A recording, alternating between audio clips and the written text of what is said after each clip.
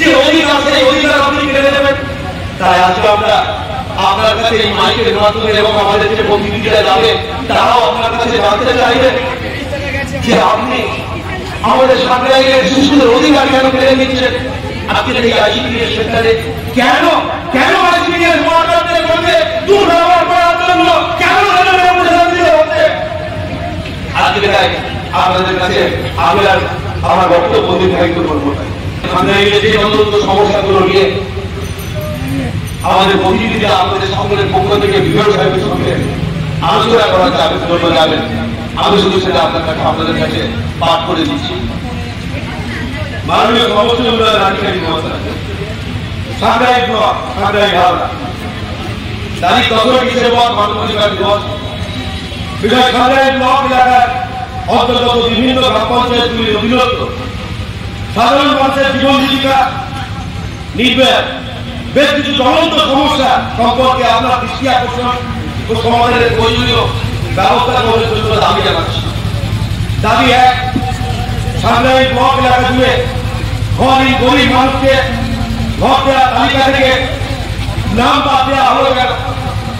ঘরহীন গরিব মানুষকে ঘর দেওয়ার তালিকা থেকে বাদ দিয়ে চুপি চুপি গ্রামসভা করে ঘর দেওয়ার তালিকা অনুমোদন করা হলো না থাকতে টাকা থাকলে এমন সমস্ত গরিব মানুষকে আবাস যোজনার ঘর দেওয়ার তালিকা মুক্ত করতে হবে। 2, অবিলম্বে 100 দিনের কাজ শুরু করতে হবে। 100 দিনের কাজ 2 দিন করতে হবে। 100 দিনের কাজ কাজে ঘন্টাতে নামে তালিকা প্রকাশ করতে হবে। 3, মানিকপুর থেকে সাংবাদিক স্টেশন পর্যন্ত রাস্তা সংস্কার হতে না কেন? 15 দিনের মধ্যে মানিকপুর থেকে সাংবাদিক স্টেশন পর্যন্ত রাস্তা মানুষকে লক্ষ্য করে দিতে হবে। আর ওই মোড় থেকে জঙ্গলপুর পর্যন্ত রাস্তা সংস্কার করতে হবে। সেটা অবিলম্বে করতে হবে। মিলে শ্রমিকদের আইন বদলে কাজ দিতে হবে এবং অবসরপ্রাপ্ত শ্রমিকদের বকেয়া এখনই দেওয়ার ব্যবস্থা করতে হবে। মুদ্রার দেয়া এখনো বন্ধ কেন? অবিলম্বে মুদ্রার দেয়া চালু করতে হবে। কান্দুয়া প্রাথমিক স্বাস্থ্য কেন্দ্র, রঘুদেববাড়ি প্রাথমিক স্বাস্থ্য কেন্দ্রের আভ্যন্তরীণ পরিষেবা চালু করতে হবে। এই মূলত যে দাবিগুলো আছে এই দাবিগুলো নিয়ে আমাদের প্রতিনিধিরা বিডিও সাহেবের সঙ্গে আলোচনা করতে যাবেন। আমি আপনাদের কাছে বলবো এই মানবাধিকার দিবসে আমাদের অধিকারকে ফিরিয়ে দিতে, আমাদের অধিকারকে বলিষ্ঠ করতে সমগ্র সরকারের মানুষের ভোট রাখতে দাবি, তাদের নামকে নাম তালিকাভুক্ত করাতে দাবি, এই দাবিকে ফিরিয়ে নেওয়ার জন্য আমাদের প্রতিনিধিরা আলোচনা করতে যাবেন এবং আমাদের প্রতিনিধি কংগ্রেসরা এখানে যারা আসবেন তারা আলোচনা করবেন।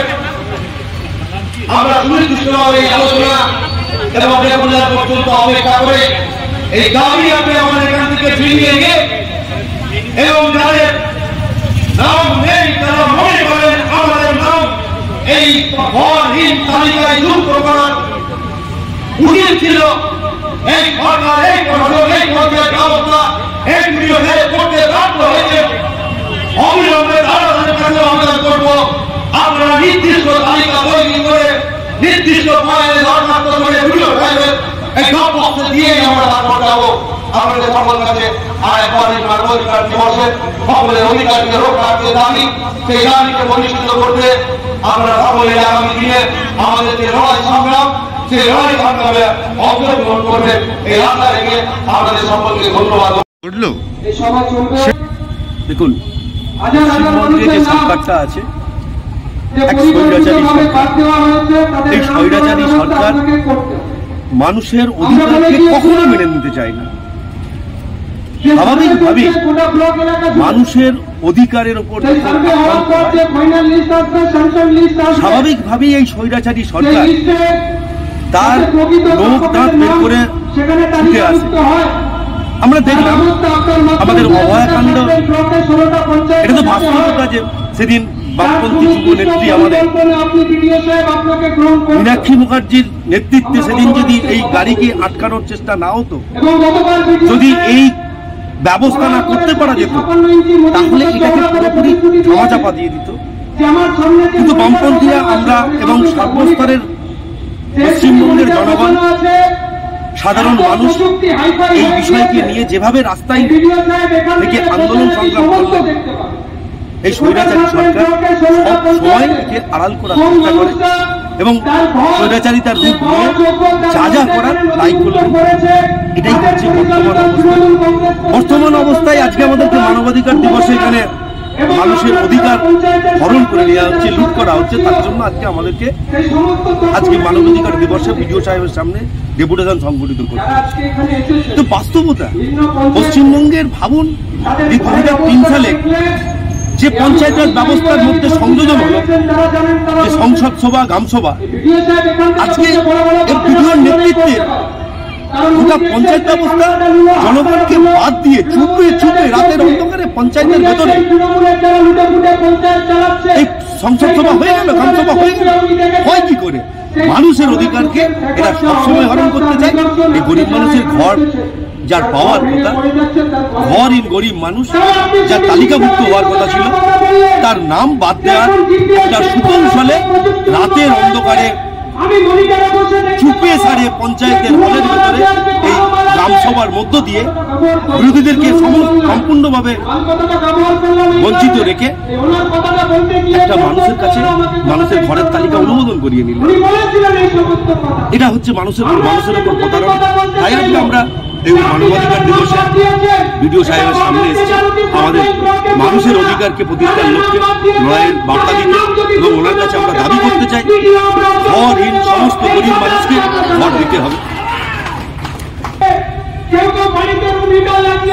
একটা কথা বলি, তৃণমূল কংগ্রেস পশ্চিমবঙ্গের মুখে যে ব্যবস্থা তৈরি করেছে, আপনি ভাবুন একজন আলু ব্যবসায়ীকে যদি তলা দিতে হয়, তার গাড়ি হুগলি থেকে গাড়িতে আলু আসবে, এই আসার রাস্তায় যদি বিভিন্নভাবে বিভিন্ন জায়গায় টোলের নামে যদি আলু ব্যবসায়ীর কাছ থেকে একটার পর একটা টাকা নেওয়া হয়, যেখানে পেট্রোল ডিজেলের দাম আকাশ ছোঁয়া আছে, স্বাভাবিকভাবে এই সমস্ত অবশ্যই 26 টাকা করা যেতে পারে। এই সমস্ত ব্যবস্থাগুলো যদি বন্ধ করা যায় এবং যে মার্কেটিং রেগুলেটিং অ্যাক্ট আছে, সেই রেগুলেটিং অ্যাক্ট যদি ঠিকঠাকভাবে পশ্চিমবঙ্গের বুকে চালনা করা যায়, তাহলে আলুর দাম 26 টাকা আনা সম্ভব।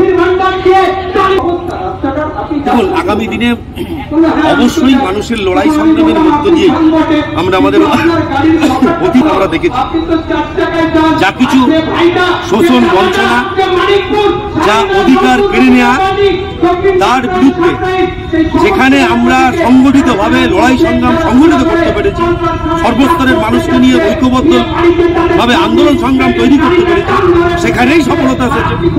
স্বাভাবিকভাবে আমরা মনে করি যে সর্বস্তরের মানুষ যদি এই সংগ্রামের মধ্যে, এই আন্দোলনের মধ্যে সংগঠিত করতে পারি আমরা, তাহলে অবশ্যই এই দাবিকে আমরা ছিনিয়ে আনতে পারব। যত তার স্বৈরাচারী অবস্থান নিক, আমরা এই স্বৈরাচারীর বিরুদ্ধে সমস্ত রকম ভাবেই তার প্রতিরোধ তৈরি করেই এই লড়াই আমরা ছিনিয়ে আনতে পারব। জয় জনগণের সুনিশ্চিত। আমাদের মানিকপুর থেকে সাংগ্রাইল স্টেশন রাস্তা একটা বেহাল অবস্থা হয়ে আছে। প্রসূতি মাকে নিয়ে স্বাস্থ্যকেন্দ্রে যাওয়ার কোনো উপায় নেই, রাস্তাতেই প্রসব করে যাচ্ছে মানুষ। প্রতিদিন ছাত্রছাত্রীরা পড়ে যাচ্ছে, সাইকেল ভেঙে পড়ছে, টোটো চালকরা নিয়ে মানুষ যাত্রী নিয়ে যেতে পারছে না, বাইক চালক তার প্রতিদিন আচার খাচ্ছে। এমন এক অবস্থার মধ্যে আমরা চাই এই রাস্তা সংস্কার করতে হবে। আমরা অবশ্যই আজকের এই আমাদের যে দাবি সমাজ আছে, সেই দাবির মধ্যে অন্যতম দাবি হচ্ছে এই রাস্তা আগামী 15 দিনের মধ্যে মানুষের চলাচলের উপযোগী করে তুলতে হবে। আমি বলার চেষ্টা করছি, একটা কথা বলার চেষ্টা হচ্ছে, জল প্রকল্প হচ্ছে টাঙ্গাইলের বৃহত্তর অংশের মানুষের জলের চাহিদা দীর্ঘদিনে। আমরা বহু আন্দোলন সংগ্রাম করেছি, আমাদের জল দিতে হবে পাইপ লাইনের মাধ্যমে, সে কাজ হচ্ছে, শুরু করেছে সেন্ট্রাল গভর্নমেন্ট যে জল প্রকল্প, যে প্রকল্প, সেই প্রকল্পের কাজ শুরু হয়েছে। কিন্তু সেই প্রকল্প কতদিন লাগে? চলবে, একটা সামগ্রিক গতিতে চলছে। আর আমরা এটাও বলতে চাই যে আমরা বিভিন্ন জায়গায় দেখেছি জল প্রকল্পের কাজ চলছে, একদিক থেকে কাজ চলছে, একদিক থেকে রাস্তা খোঁড়া চলছে, একদিক থেকে রাস্তা রিপেয়ারও চলছে, কিন্তু সাঁকরাইলে তিনটে বর্ষা চলে গেল, দুটো তিনটে সিট যেতে আবার সিট চলে এলো, তাহলে এরকম একটা অবস্থা কত বছর সময় লাগে এই যে মানুষের চলাচলের উপযোগী রাস্তাটাকে সংস্কার করতে, এই রাস্তাটাকে সংস্কার করছে। আমরা বলতে চাই এখান থেকে কেন এই রাস্তা সংস্কার হবে না, কেন এতদিন লাগবে, কেন কি এমন এর ভেতরে আছে? আমরা মনে করি এই প্রকল্পে ব্যাপক একটা কাটমানি আছে, দুর্নীতি আছে, তাই ওখানকার যে দায়িত্বপ্রাপ্ত এজেন্সি যারা কাজ করছে তারা তাদের সঠিক কাজ করতে পারছে না, তাদের যে কাজ করার কথা ছিল সেই কাজ তারা করে যেতে পারছে না। এত অর্থে এখানকার যারা আছে প্রশাসক, যারা আছে শাসক দলকে উৎকোচ বলেন, তোলা বলেন, যাই বলেন দিতে হচ্ছে, তারা অপারক হচ্ছে, তাই আজকে এই অবস্থা তৈরি হয়েছে। আমরা মনে করি না হলে আমি যে দাবি করলাম যে শাসক দলের তোলাবাজির কারণে এটা এই অবস্থা হয়ে আছে, তাহলে একটা এজেন্সি কত বছরের জন্য এজেন্সি একটা কাজ পায়, সেই কাজ কেন এখনো পর্যন্ত হচ্ছে না? কেন এই কাজ করতে গিয়ে আমরা যেখানে দেখেছি, গোটা অন্যান্য জায়গায় দেখেছি, আমাদের হাওড়ার বিভিন্ন প্রান্তে দেখেছি যে একটা কাজ হলে তার পরের কাজে সঙ্গে সঙ্গে একদিক থেকে রাস্তা করা হচ্ছে, একদিক থেকে রাস্তা রিপেয়ার হচ্ছে। আমাদের সাঁকরাইলের মানুষের ক্ষেত্রে কেন এই অবস্থা? এখানে সংখ্যালঘু অংশের মানুষের বা তফসিল অংশের মানুষ, এখানে একটা ব্যাপক অংশের মানুষ, তাদের রুচি দৈনন্দিন দর্জির সঙ্গে যুক্ত মানুষ, জরির সঙ্গে যুক্ত মানুষ, কলকারখানায় খেটে খাওয়া মানুষের প্রতিদিন আক্রান্ত হচ্ছে, প্রতিদিন অ্যাক্সিডেন্ট হচ্ছে। অর্থাৎ এ নিয়ে এই সরকারের এবং এই প্রশাসনের যারা প্রশাসনের কর্তা ব্যক্তি আছে তাদের কাছে দাবি করবো অবিলম্বে এই রাস্তা যাতে সংস্কারের কাজ শুরু করে তার ব্যবস্থা করতে হবে। এই দাবি আমরা আজকের থেকে করতেছি। আমাদের মূল দাবি হচ্ছে প্রধানমন্ত্রী আবাস যোজনার যে ঘর, তার যে গ্রামসভা, এটাকে চুপে ছাড়ে করা হলো কেন? গরিব মানুষকে যার মাথায় ছাদ নেই তাদের নাম বাদ দেওয়া হলো। আমরা দাবির মধ্যে রাখতে চাই স্বাধীন সব গরিব মানুষকে আগামী দিনে যে আবাস যে তালিকা, সেই তালিকা 100 দিনের কাজ দীর্ঘদিন বন্ধ করে রাখা হয়েছে। এই দীর্ঘদিন 100 দিনের কাজ চালু করতে হবে, 100 দিনের কাজকে 200 দিন করতে হবে, এবং এই 100 দিনের কাজে যারা যুক্ত জব কার্ড হোল্ডারধারী, যাকে ম্যানিপুলেট করে এই শাসক ব্যাপকভাবে দুর্নীতি করছে, যে দুর্নীতির ফলে তেন্দাল বলছে যে টাকা দেওয়া যাচ্ছে না, ওখানে দুর্নীতি হচ্ছে। আমরা বলতে চাই এই জব কার্ড এর তালিকা প্রকাশ্যে আনতে হবে। আমাদের দাবি, অন্যতম দাবি, রাস্তা সারাই করতে হবে। আমি আগেই বলেছি সাঁকরাইল থেকে আপনার মানিকপুর আমরা দাবি করেছি, আরগোড় মোড় থেকে জঙ্গলপুর পর্যন্ত রাস্তা সংস্কার করতে হবে। আমরা দাবি করেছি যে প্রাথমিক স্বাস্থ্যকেন্দ্র রঘুদেববাটি এবং কান্দুয়া দীর্ঘদিন বামপন্থী জেলা পরিষদ, বামপন্থী সরকারের সময় 10 বেডের যে ব্যবস্থা তৈরি করা হয়েছিল, এই 12 বছর অতিক্রান্ত হয়ে গেল, একটা যুগ চলে গেল, আজ পর্যন্ত আভ্যন্তরীণ চালু হয়নি কেন? অবিলম্বে চালু করতে হবে। আমাদের অন্যতম দাবির মধ্যে আছে ডেল্টা জুবলি বন্ধ আছে, শ্রমিক মানুষের জীবন জীবিকা গুজরান করতে ভীষণ ডেল্টা জুবলি খুলতে হবে, এখানে আইন মেনে কাজ করতে হবে, এবং যারা রিটায়ার অবসরপ্রাপ্ত তাদের যা কিছু পাওনা কন্যা যা দেয়নি দিতে হবে। পোদলার খেয়াঘাট বন্ধ, কিসের জন্য বন্ধ করে দিল? এই পোদলার খেয়াঘাট খুলতে হবে। তার সাথে আছে নিকাশি ব্যবস্থা, এই ICDS, শিশু কেন্দ্র, MSK একটার পর একটা সব তুলে দেওয়া হচ্ছে, মার্চ করে দেওয়া হচ্ছে, যাতে এগুলো শিশুদের যে অধিকার, তাদের যে শিখবার অধিকার, শেখার যে অধিকার, সেই অধিকার যাতে সুনির্দিষ্টভাবে থাকে, সেই দাবিগুলো নিয়েই আজকে আমরা বিডিও সাহেবের সঙ্গে আলোচনা করতে চাই এবং আশা করবো বিডিও সাহেব যথাযথভাবে উদ্যোগ গ্রহণ করবে, যত তাড়াতাড়ি সম্ভব এই কাজগুলো সহানুভূতির সঙ্গে এই দাবিগুলোকে সমস্যা সমাধানের জায়গায় যাবেন, এই দাবি নিয়েই আমরা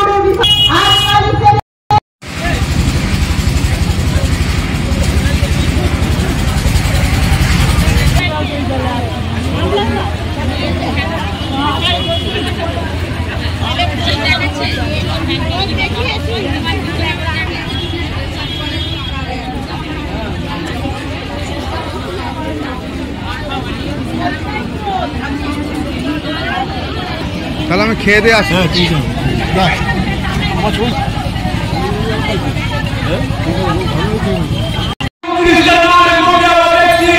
অনেক গ্রাম বাদ হয়ে গেছে, তাদের পাড়ায় তফসিলি মানুষ, পাড়ায় যারা মাননীয় মানুষ, তারা কেন বাদ যাবে?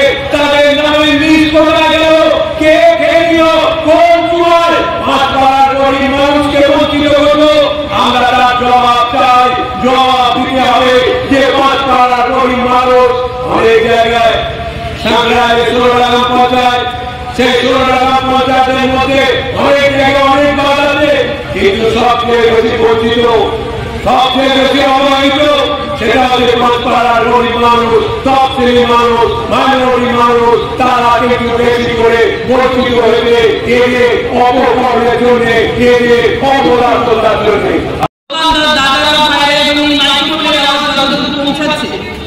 তাদের সকলকে বামপন্থী গণসংগঠনের পক্ষ থেকে অভিনন্দন। আজ মানবাধিকার দিবস। মানবাধিকার শব্দটা আজকে মানুষের কাছে বঞ্চিত, নির্যাতিত, কারণ মানুষ সমস্ত অধিকার থেকে বঞ্চিত। আজকে দীর্ঘকাল থেকে মানবাধিকার এই শব্দটা না থাকলেই মনে হয় ভালো।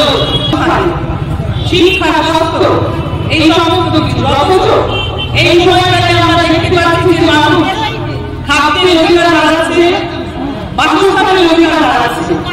এমন সরকারের প্রচুর গরিব মানুষ আছে যাতে বাংলার নিচে না উঠলে এরকম সবাই মানুষ আছে যারা একটুখানি বাংলার স্বাধীনের জন্য অপেক্ষা করে। সেই জায়গায় দাঁড়িয়ে আমাদের বামপন্থীর দায়িত্ব সেই সমস্ত গরিব মানুষ যারা সত্যি বাংলার বাড়ি করুন, আলোচনা করুন, এই প্রকল্পে আওতায় আসতে পারি এবং ঘরের ছাদ পাই। আর তার জন্যই আমরা একের পর এক ডেপুটেশন সরকারের কাছে, সরকারি প্রতিনিধিদের কাছে বিভিন্ন দপ্তরে দিয়েছি, যাতে সঠিকভাবে তদন্ত হয় বা সামনে হয়। এই সরকারের আলোচনা যে কাজ হয়েছে সেই কাজ আমরা দেখেছি বিভিন্ন পঞ্চায়েতে অত্যন্ত ত্রুটিপূর্ণ। যেমন উদাহরণ হিসেবে এরকম অনেক আমরা হাজির করতে পেরেছি। আজকে জয় ম্যাডামের কাছে সর্বপ্রথমেই বলি আমরা পূর্ণ বিদ্যালয় সূচি অনুযায়ী এই ডেপুটেশনটা দিচ্ছি আজকে, কিন্তু তা সত্ত্বেও বিবেচনার প্রয়োজন তো পড়ে না যে এই ডেপুটেশনটা নেওয়া। গরিব মানুষ যাদের সত্যিই ভাবে প্রয়োজন তাদের হয়ে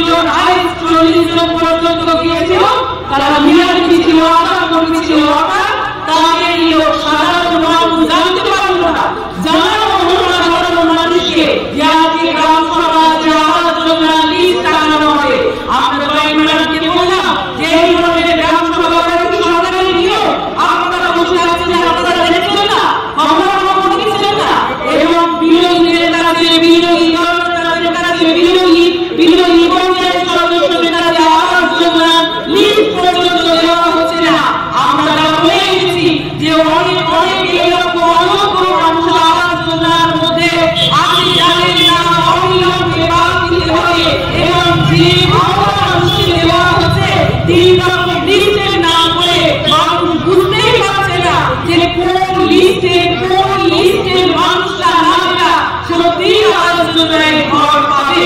সেন্ট্রাল লিস্ট কোন পঞ্চায়েতে কতটা হচ্ছে, কতজনের নাম আছে, সেন্ট্রাল লিস্ট এখনো পর্যন্ত কেউ জানে না। কোন পঞ্চায়েতের কোন বিরোধীরা জানে না, বিরোধীরা জানে না যে সেন্ট্রাল লিস্ট বলে আলাদা লিস্ট রয়েছে বা এআরএস লিস্ট বলে আলাদা লিস্ট রয়েছে। শুধুমাত্র পঞ্চায়েতে কমিশনার এলিজিবল লিস্ট বলে একটা লিস্ট লাগানো হয়েছে। টোটাল বিষয়টা ভাঙা হচ্ছে। আমরা জয় ম্যাডামকে বলে এসেছি, উনি বলেছেন আমি চেষ্টা করবো আমার সংক্ষিপ্ত শিক্ষার মধ্যে পরিধির মধ্যে দাঁড়িয়ে আমি আমার যথাসাধ্য চেষ্টা করবো। আমরা ওনাকে আরো শুধু আমার জন্য করা না, মানিকপুর থেকে সাতকালি পর্যন্ত রাস্তা আছে বিহার অবস্থা এবং আলমগীর থেকে জঙ্গলপুর পর্যন্ত রাস্তা আছে বিহার অবস্থা। এই রাস্তাঘাটে অবিলম্বে সংস্কার করা হয়, রাস্তা নির্মাণ করা হয়, মানুষের যাতে যাতায়াতে সুবিধা হয়। দিন পর 2 বছর ধরে মানুষ ভুগছে, আর কতদিন এইভাবে চলবে এই কথা আমরা জানিয়ে এসেছি। দিনটা মিলিয়ে শ্রমিকদের ভবিষ্যৎ নিয়ে আগামী দিনে কি পরিকল্পনা পঞ্চায়েত সমিতি নিজেও কি ভাবছে এই বিষয়ে আমরা জানিয়ে এসেছি। আমরা আপনাদের কাছে বলতে চাই যে সম্পূর্ণভাবে জয়েন্ট বিরোধী ম্যাডাম কোনো রকম স্বচ্ছ উত্তর দিতে পারেননি। উনি আমাদের সাথে সহমত পোষণ করেছেন এবং বলেছেন যদি অযোগ্যদের লিস্ট থাকে তাহলে আমরা চেষ্টা করব বিষয়টি দেখার। আমরা আরো বলেছি আমাদের যোজনা নিয়ে এমন অনেক মানুষ আছেন যাদের আইডি নেই, যাদের নাম আবাস যোজনার কোনোভাবেই অন্তর্ভুক্ত ছিল না। 2018-19 সাল থেকে তাদের কি হবে, তারা কিভাবে ঘর পাবে? উনি বলেন তারা পাবে কিনা আমি জানি না, অর্থাৎ ধরে নিতে হবে তারা পাবে না। আমরা আরো জিজ্ঞাসা করলাম এই যে গর্ভস্থ যে এত জমা হচ্ছে, যারা বঞ্চিত হচ্ছে তাদের লিস্ট, তাদের কি হবে, তারা কি হবে সেটাও উনি বললেন ওটাও জানি না, বলতে পারবো না। রিলিজ লিস্ট একটা এসেছে বলে আমরা আশা রাখছি, তাই এই গর্ভস্থ বলছি গভর্নমেন্ট যদি বলে তখন দেখা যাবে। অর্থাৎ মানুষকে হয়রানি করানো ছাড়া এইটা কোনো কারণ না। এই যে গর্ভস্থ লিখেছেন, গর্ভস্থের মানুষই আবেদন করছে, এইটা মানুষের আদিবাস ছাড়া মানুষকে মূল পথে পরিচালিত করা ছাড়া, আন্দোলন বিমুখ করা ছাড়া আর কিছু না। আমরা হুঁশিয়ারি দিয়ে দিতে চাই যে এই আবাস যোজনা যদি ত্রুটিপূর্ণ হয়, এইরকম ভাবে শাসক দলের পক্ষ থেকে মেম্বাররা গিয়ে যদি সম্পূর্ণভাবে যারা সার্ভে করছে সরকারের পক্ষ থেকে তাদেরকে হয়রানি করে, প্রেসারাইজ করে, আমরা কিন্তু ছেড়ে কথা বলবো না। আগামী দিনে আরো সাধারণ বঞ্চিত মানুষকে এসে বৃহত্তর আন্দোলনে সামিল হবো। এই আন্দোলন থেকে সকলকে ধন্যবাদ নমস্কার জানিয়ে